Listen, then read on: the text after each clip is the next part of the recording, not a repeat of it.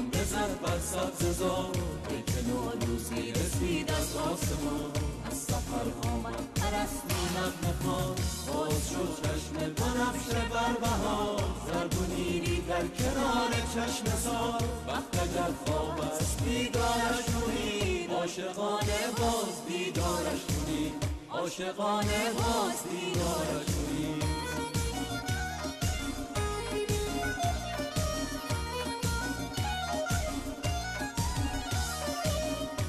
آمد نوروز در این سرزمین خاک ما شد رشک فردوس برین بوی نارنج و ترنج و عطر بید میتوان از تربت حافظ شنید باز شد چشم بهاران بر خزر شد صدف و خانه در و گوهر دشت ارژن باز هم بیدار شد از شقایق دامنش گلنار شد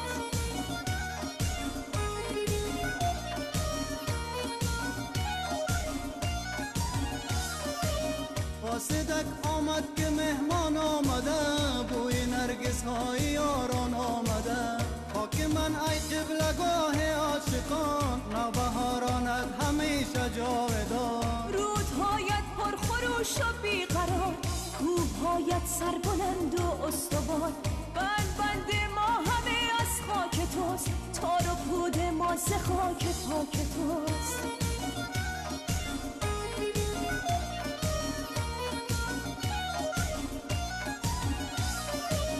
نوبهاران خنده زد بر کوسار گونه زاران شد کنارش چشم سار قطره شبنم به برگ گل چکی شانه زد باد بهاران زلف بید خون پاک عاشقی در جان ماست ریشه این عشق در پیمان ماست هموطن نوروز تو پیروز باد ای وطن هر روز تو نوروز باد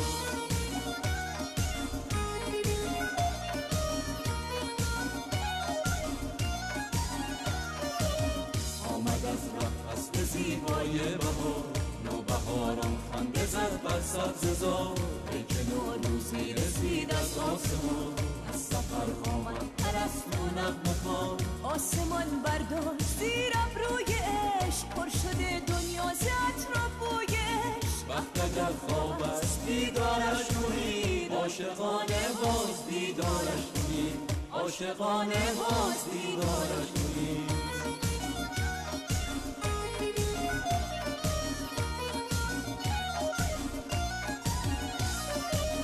هموطن نوروز تو پیروز باد ای وطن هر روز تو نوروز باد هموطن نوروز تو پیروز باد ای وطن هر روز تو نوروز